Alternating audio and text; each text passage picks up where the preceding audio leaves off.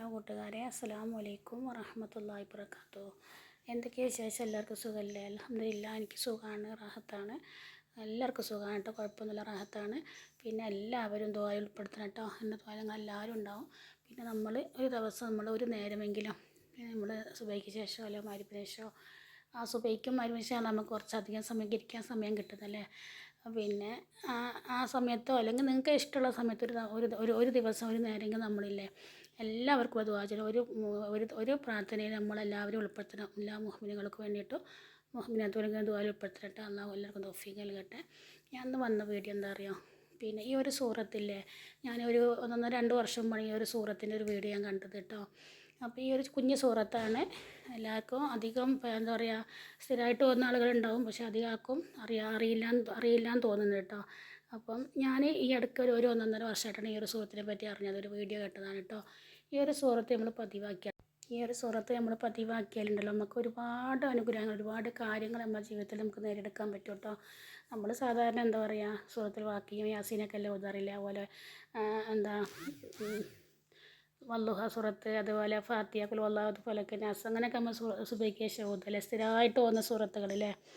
ഈ ഒരു സൂറത്ത് അതുപോലെ എന്താ പറയുക, അല്ല, സൂറത്തുൽ ബലദൊക്കെ ഓതിയാൽ ഭയങ്കര ഫലം, സാമ്പത്തികമായി നമുക്ക് ഒരിക്കലും ബുദ്ധിമുട്ട് വരില്ല. അതേപോലെ തന്നെയാണ് ഈ ഒരു സൂറത്ത്. കുഞ്ഞ് സൂറത്താണ് സൂറത്ത് തഹ്രീം. ഈ ഒരു സൂറത്തില്ലേ നമ്മൾ ഓതിയാൽ എന്താ ഖുർആനിലെ 66-ാമത്തെ ആയത്താണ്, സൂറത്താണ് കേട്ടോ.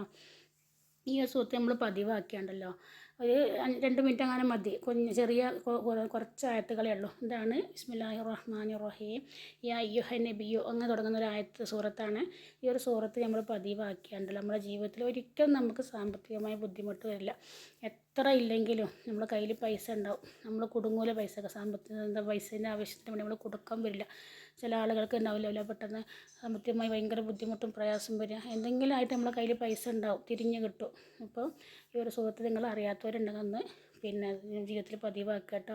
കുറഞ്ഞ സമയം മതി. യാസീനൊക്കെ ഓതുന്ന കൂട്ടത്തിൽ, യാസീനും വാക്കിയൊക്കെ ഓതുന്ന കൂട്ടത്തിൽ ഈ ഒരു സുഹൃത്തും കൂടെ നിങ്ങൾ പതിവാക്കി നോക്കിയൊക്കെ. അപ്പോൾ നമ്മൾ എന്താ പറയുക, നമ്മുടെ മനസ്സിലുള്ള ഹലാലായ ഏത് മുറാദും അള്ളാഹു ഹാസിലാക്കി തരും. അതേപോലെ തന്നെ പിന്നെ സാമ്പത്തികമായുള്ള ഞെരുക്കം മാറും. അത് വെച്ചിട്ട് ഒരുപാട് പൈസേൻ്റെ കൂമ്പാരം ഉണ്ടാകുമെന്നല്ല കേട്ടോ. നമ്മൾ ആവശ്യങ്ങൾക്ക് പെട്ടെന്ന് നമുക്ക് ഇന്ന് ആവശ്യങ്ങളൊക്കെ നേടിയെടുക്കാൻ നമ്മൾ മറ്റുള്ളവരെ മുമ്പിൽ പോയി കൈ നീട്ടേണ്ട ഗതികേട് വരില്ല. ഒരിക്കലും ദാരിദ്ര്യം ഉണ്ടാവില്ല. ഈ ഒരു സൂറത്ത് പതിവാക്കിയാൽ നല്ലതാണ്. നമ്മൾ ഒരാഴ്ച ഓതി നോക്കിയാൽ അപ്പോൾ നമ്മുടെ ദൈവത്തിൽ മാറ്റം വരും. പിന്നെ ഒരുപാട് സമ്പത്ത് മോഹിച്ചിട്ടൊന്നും നമ്മൾ ഓതരുത്. നമ്മൾ എന്താ പറയുക, അള്ളാഹുവിൻ്റെ സഹായം കിട്ടാൻ വേണ്ടി, അള്ളാഹുവിൻ്റെ അനുഗ്രഹം വേണ്ടിയിട്ട് നമ്മൾ ഈ ഒരു നിയ്യത്ത് വെച്ചിട്ട് നമ്മൾ ഓതുക. എന്തെങ്കിലും സാമ്പത്തിക ബുദ്ധിമുട്ട് ഓതി പതിവാക്കുന്നവർക്കില്ലേ ഒരിക്കലും സാമ്പത്തിക ബുദ്ധിമുട്ട് വരില്ല.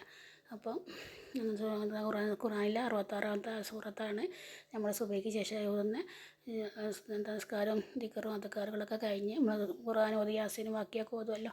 അതിനുശേഷം ഈ ഒരു ദിവസത്തും കൂടെ നിങ്ങൾ പതിവാക്കി വെക്കുക. നിങ്ങളുടെ ജീവിതത്തിൽ വല്ല മാറ്റം നിങ്ങൾക്ക് തന്നെ അറിയാൻ പറ്റും.